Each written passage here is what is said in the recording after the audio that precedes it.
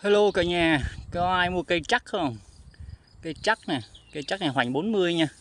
Còn mấy cây cẩm lai kia thì nhỏ hơn nè, cẩm lai thì nhỏ, cẩm lai chậm lớn. Đây là chắc này nhà nha. Chắc nè. Hoành 40 nè, 30 40 nè. Đó. Ở trong kia cũng có nhiều cây to hơn nữa ha. 40 mấy 50. Cây cẩm lai cả nhà. Cẩm lai hành 20 mấy à. Ok.